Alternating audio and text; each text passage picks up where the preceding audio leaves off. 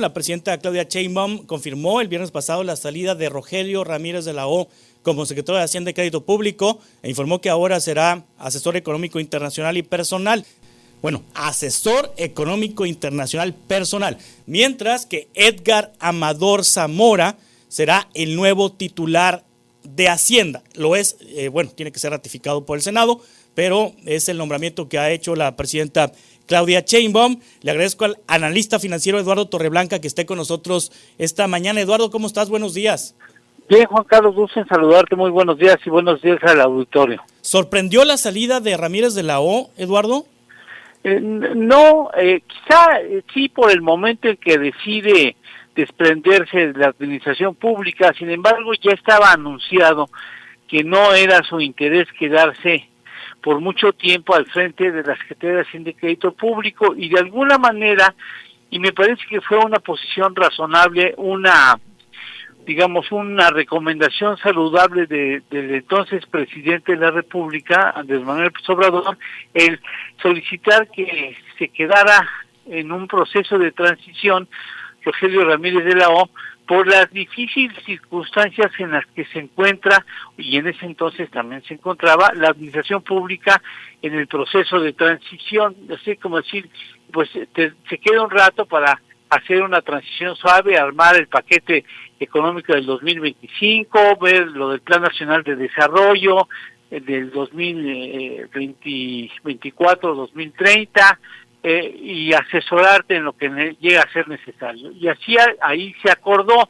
Ya estaba planteado de que él tarde o temprano habría de salir de la administración pública. Ahora, lo que sorprende es que sea en el contexto tan adverso que tiene hoy el país, no solamente por las cuentas nacionales, sino por la presencia de un vecino presidente que está muy disparado y está complicando mucho las cosas con sus socios, antes amigos, aliados y socios, ¿no? A socios, amigos, solamente nos quedamos como los vecinos, porque éramos aliados estratégicos, éramos socios, en fin, tenemos muchos atributos con Estados Unidos y ahora nada más nos queda la de vecinos. Y en ese contexto sí se me hace que es complicado, porque llega Edgar Amador en un contexto, sin temor a equivocarme y quisiera ser muy preciso, llega en un contexto que es el contexto macroeconómico más complicado que haya vivido el país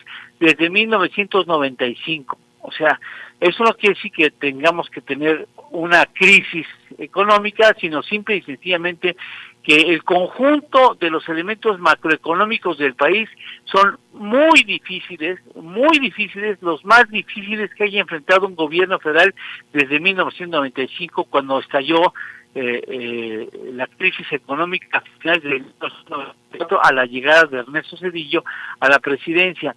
Las cosas están muy difíciles y equivaldría, si me permites esa imagen, equivaldría a que a una persona empleada en un zoológico le dicen: ¿qué crees?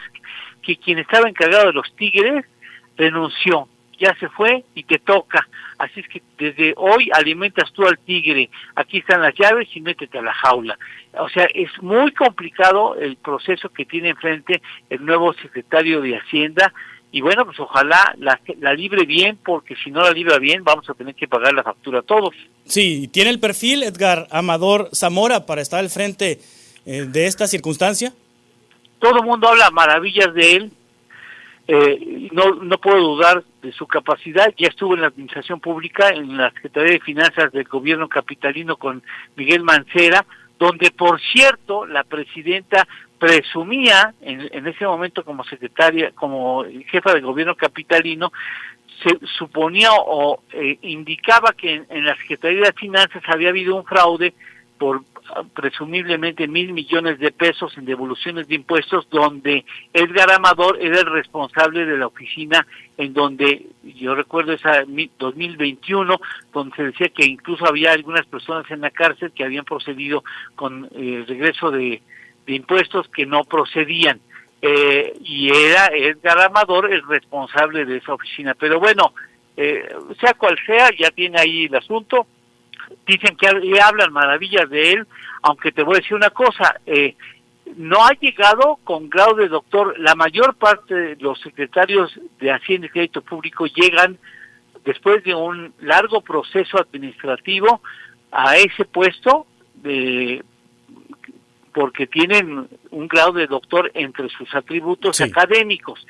Y decía Guillermo Ortiz, uno de los mejores financieros que ha tenido este país, a juicio de algunos evaluadores internacionales, que para ser secretario de Hacienda era dos los requisitos fundamentales: tener un roce internacional muy alto, ser reconocido en las esferas de las finanzas internacionales, era uno, y el otro, tener muchas canas. Y en ambos no llena el perfil. Es programador, sin embargo, bueno, ya veremos cómo se desempeña, porque tiene muchos retos enfrente, entre ellos Pemex. Todo el mundo habla del 2025 como un año muy difícil, Juan Carlos. No se les olvida que es uno de dos, es decir, tendremos en el 2025 un año muy complicado en términos económicos, pero también en el 2026, porque realinear las finanzas públicas no es solamente labor del 2025, sino tendrá que ser también continuado en el 2026. Y para que en el 2026 sea menos penoso que el 2025, necesitamos una reforma fiscal, es decir, tiene que sacar el Plan Nacional de Desarrollo y el Plan México, tiene que ver el asunto de la renegociación con Estados Unidos. A mí me parece que no acierta cuando dice que los aranceles no van a complicarle la situación económica del país. Por supuesto que ya no las están complicando. Todavía no nos han puesto un solo arancel y ya estamos complicados. Claro que sí, los aranceles van a complicar el margen de maniobra en materia económica, por supuesto. Ahí yo creo que él tiene que lanzar un pronunciamiento halagador, que tranquilice, que no sea pesimista, y entiendo que así, y por ello, él diga que no nos va a complicar la vida el asunto del arancel y Trump, pero por supuesto que ya lo está haciendo. No lo va a hacer, ya lo está haciendo. Sí, pareciera que no hay amenaza ya de aranceles por los dichos de los funcionarios y del discurso de ayer de la presidenta, pero hay una fecha, 2 de abril, hay una nueva fecha. Se están pateando el bote. Sí. Trump está pateando el bote, y ¿para qué nos hacemos tontos? El asunto no va a parar con 29 malandros que les fueron entregados con un fast track de salida del país. O sea, el asunto va también para eliminar a la clase política vinculada con el narco, Sí. Hacia allá va el asunto. Y a mí me parece que en ese sentido hay varios gobernadores que tienen cola larga que les pisen y serían los primeros en pagar, y no los únicos, El asunto, yo creo que están muy nerviosos a muchos presidentes municipales, gobernadores, hijos de exfuncionarios públicos que pueden estar involucrados en una lista de vinculación con el narco. Yo creo que para allá va, justificadamente, para allá va Donald Trump. Por lo pronto, los mercados, ¿cómo reaccionaron ante este nombramiento, Eduardo Torreblanca? No hubo ningún tipo de, digamos, de preocupación. El tipo de cambio no se movió, no se habla hoy mayormente del asunto. Me parece que un excelente economista como lo seguirá siendo Rogelio Rodríguez de la O, Ramírez de la O, perdón, tiene un problema que a mí me parece que no se le debe de pasar. Tuvo el pecado de haber aceptado políticas públicas que hoy reducen muy sensiblemente el margen de maniobra económica en el país. Es decir, él sabía que lo que le estaba solicitando el presidente de la República iba a complicar la vida económica del país, y lo permitió hacerse. Yo creo que una obligación de un funcionario de la talla de Rogelio era decir: señor presidente, perdóneme, aquí no puedo, porque esto va a traer consecuencias muy importantes para la economía, permítame, yo me retiro, así no juego. Pues no le permitieron, Juan Carlos, no le permitieron poner un lápiz sobre el escritorio. Es decir, Rogelio siempre trabajó con funcionarios que fueron impuestos por el presidente en ese entonces, López Obrador.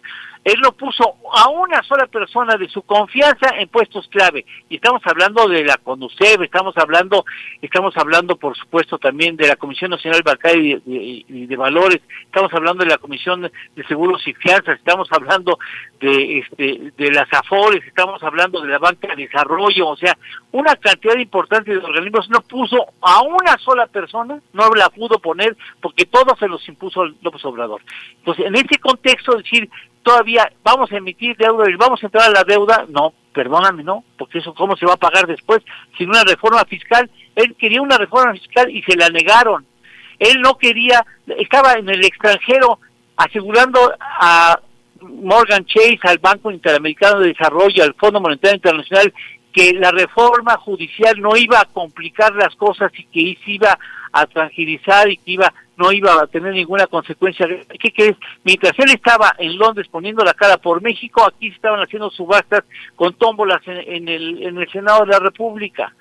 Entonces, pues todo eso, la verdad, invitaba a este funcionario a decir, yo hasta aquí, y finalmente llegó el momento anunciado, ya avisado, con mucho tiempo de anticipación, y me parece que sigue siendo un momento muy complicado para hacer un relevo en una dependencia que es fundamental en el país, como es la Secretaría de Hacienda y Crédito Público. Eduardo Torreblanca, muchas gracias por este análisis, estamos en contacto. Con mucho gusto, Juan Carlos, como siempre, un abrazo. Hasta pronto.